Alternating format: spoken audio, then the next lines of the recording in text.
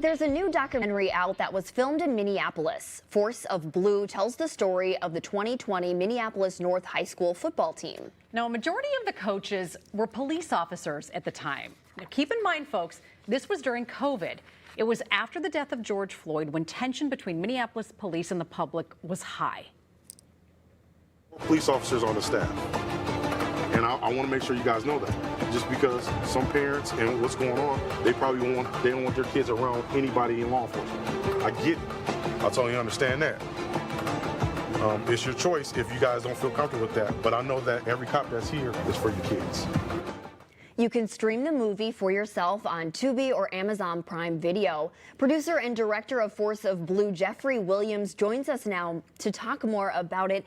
So, Jeffrey, thanks for being with us this morning. Thank you. Tell us how this idea first came about. Well, I knew about the story of Minneapolis North being coached by Minneapolis police officers for a while. They won the 2016 state tournament. And Charles Adams and the whole Adams family has been sort of a figment in North Minneapolis for a long time. And so I decided after George Floyd's death that this may be an interesting time or the perfect time to do a story about them and how they were able to relate with pretty much all African-American football players, and with tensions high in Minneapolis and the African-American community. I thought this would be a good time to try to see how the relationship between the police and the team was. Sure. How they're navigating How those they navigated, waters. yes, those tensions. So what was it like when you went to the coach, when you went to the team and kind of said, listen, this is what I'm thinking. How do you guys feel about this? They were all for it. Didn't have any kind of pushback from them. They wanted to tell the story. The story at that time, you know, they had some, stories about Officer Adams in the Star Tribune and some local stories on, different news stations out here. They haven't had a national one yet. New York Times, the same year that we were shooting, the New York Times were doing a story. They were embedded with the team and did a story that gave them some national exposure. After that, Peter Berg came in and Showtime came in with a mini series on them that ran actually the year after 2020. So we were sort of embedded with them that year where the tensions were high. We also had COVID going on, and so there was a lot of struggles trying to keep the players safe. Had to do a lot of keep the emotions level and everything. So it's really a good time to see how they were sort of able to persevere and complete a season without having any major COVID outbreaks or any kind of tension between any kind of abnormal tensions between players and coach. Sure. Talk to us more about the filming process, because in the clips we see you're at practice, you're at the games, there's body cam footage. I mean, there's just so much that you had to have that forward thinking. Yeah, so I worked with the very good filmmaker, cinematographer, local cinematographer named John Sermon. So I sort of went with him with the idea. He became on as my co-producer and my director of photography, and with his help we were able to put this together. And pretty much it was just two of us. And we got some students from University of Northwestern over in St. Paul that came on and did some of the shooting for the football games. I learned a lot because I didn't have any knowledge how much footage, footage costs. We got a lot of our riot footage from KSTP, their archives. So, it's very helpful. But I didn't realize that, a second of footage from archives could run you over $100 a second.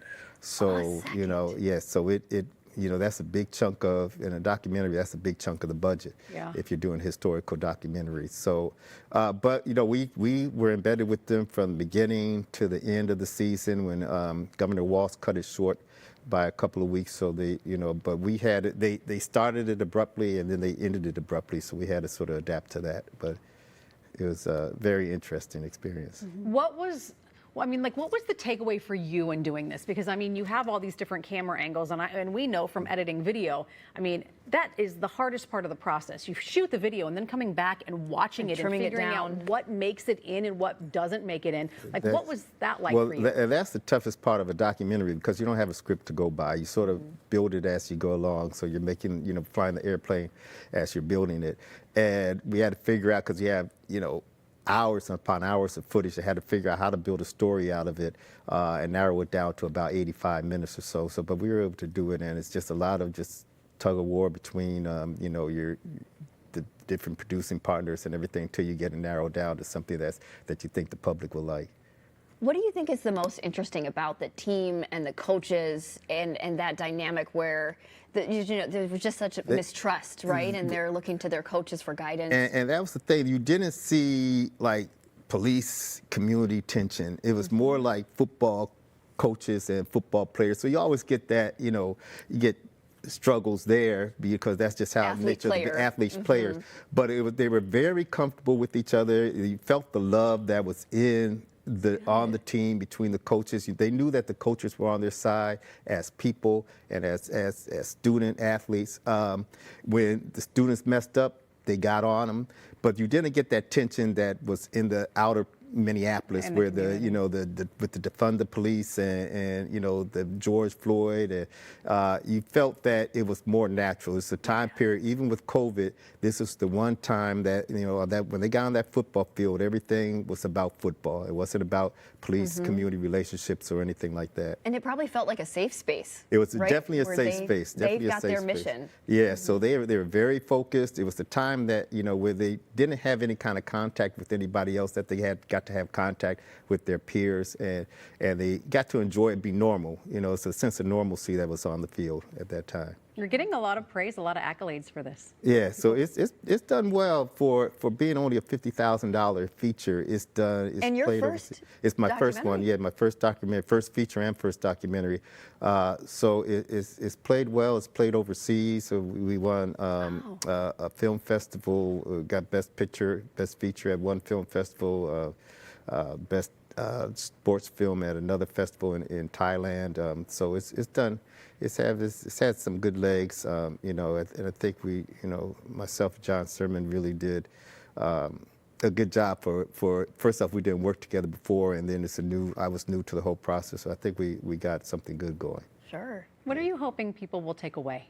I want them to see that you can have positive relationships with police and community if they get out of sort of that dogmatic state where we're police officers, you gotta obey us, and people are like, well, we can't trust them. But they got on in something where they both can agree, a field.